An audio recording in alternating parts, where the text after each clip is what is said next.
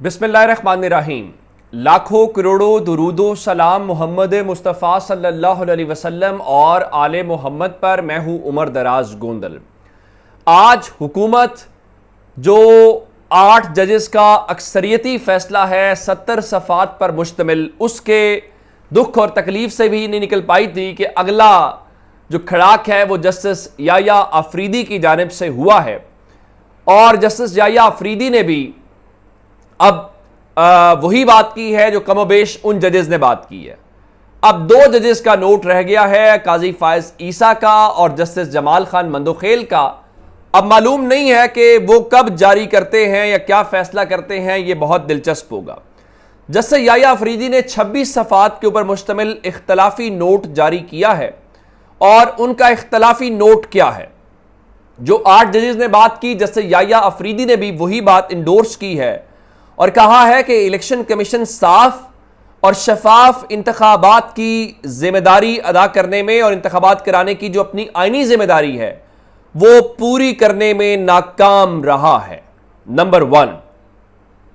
Number 2, उन्होंने इस हवाले से यह कहा है कि केस में पेश किए गए शवाहिद खुसूसन पीटीआई उम्मीदवारों को आजाद करार देने से वाज़ेह है कि इलेक्शन कमीशन अपनी आईनी जिम्मेदारी अदा करने में नाकाम रहा। और उन्होंने मजीद लिखा कि इलेक्शन कमीशन मखसूस नशिस्तों के फैसले को रिविजिट करे। तहरीक इंसाफ सियासी जमात है, तहरीक इंसाफ मखसूस नशिस्तों के लिए अहल जमात है। मखसूस सीटों के लिए सुन्नी इत्तेहाद कौंसिल की दरख्वास्त को मुस्तरद किया जाता है। इलेक्शन कमीशन फ्रीकैन को सुनकर 7 दिन में फैसला करे। अच्छा, फिर यह कहा कि जो आज जजेस बाकी ने कहा था कि तहरीक इंसाफ तो हमारे सामने फरीक थी, तो इस सिलसिले में जस्टिस याया अफरीदी ने कहा कि 3 जून से केस चल रहा था। पीटीआई ने 26 जून तक कोई दरखास्त नहीं दी। 26 जून को पीटीआई ने फरीक बनने की दरखास्त आई, यानी तब तक उनकी जो दरखास्त है, चले लेट सही लेकिन बहरहाल उनकी दरखास्त आ जरूर गई थी। चले ये भी अपने जगह पे जो रिकॉर्ड है वो बन गया।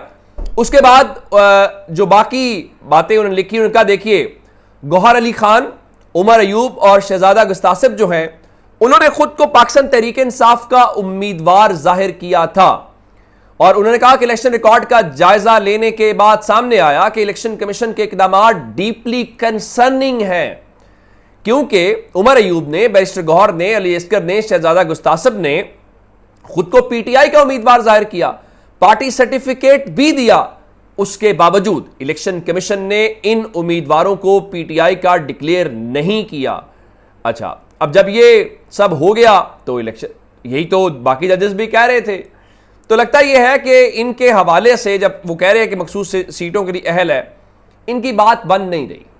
अब एक जानिब जस्टिस याया अफरीदी का 26 सफ़ात पर मुश्तमिल इख्तलाफी नोट है।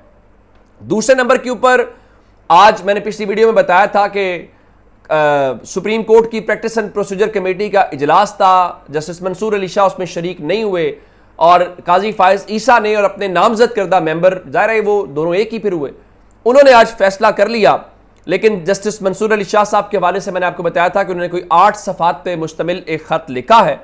वो ख़त मंजर आम पे आ गया है और उन्होंने टेक्निकली काजी फायज ईसा साहब की कमेटी को उड़ा के रख दिया है। कैसे?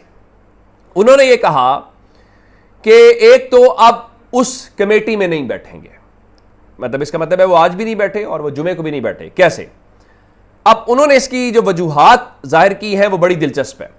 एक तो उन्होंने काजी साहब की या हुकूमत की जो अलाइनमेंट थी उसको एक्सपोज किया है। कैसे? उन्होंने कहा कि तरमीमी ऑर्डिनेंस के निफाज के चंद घंटों के अंदर ही कमेटी नोटिफाई की गई। अगर मैं अपने लफ्जों में कहूं ना, तो जरदारी साहब ने जब दस्तखत किए तो वो दस्तखत करने के उनके पेन की रोशनी खुश्क भी नहीं हुई थी और इधर कमेटी नोटिफाई हो गई। मजीद उन्होंने खत में लिखा, कमेटी को दोबारा तश्कील दिया गया, इस बारे में कोई वजह नहीं बताई गई। दूसरे सीनियर तरीन जज जस्टिस मुनीब अख्तर को कमेटी की तश्कील से हटा दिया गया। यह नहीं बताया गया कि क्यों अगले सीनियर तरीन जज को नजरअंदाज किया गया, यानी जस्टिस याया अफरीदी को, और उसके बजाय चौथे सीनियर तरीन जज को कमेटी के रुकन के तौर पर नामजद किया गया। और इस बारे में उन्होंने मजीद कहा कि सुप्रीम कोर्ट के फुल कोर्ट ने प्रैक्टिस एंड प्रोसीजर एक्ट के हवाले से फैसला दिया। पार्लियामेंट की मुदाखलत के दरवाजे को बंद कर किया गया।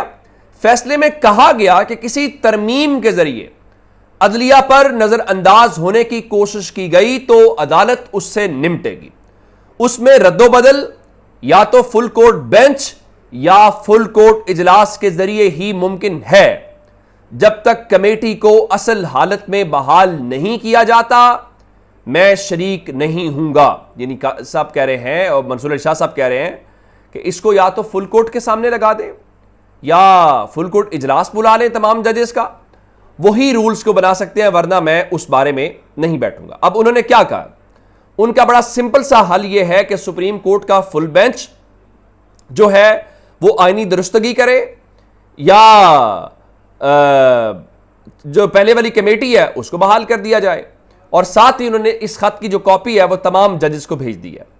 और उन्होंने काजी फायज ईसा की जानिब से जो मर्जी का अपना जज या मेंबर जस्टिस अमीनुद्दीन खान को शामिल किया गया उसको उन्होंने गैर जमहूरी करार दिया। और उसके बाद उन्होंने उसके लिए जो लफ्ज इस्तेमाल किया है मैं वो आपको पढ़ के सुना देता हूं।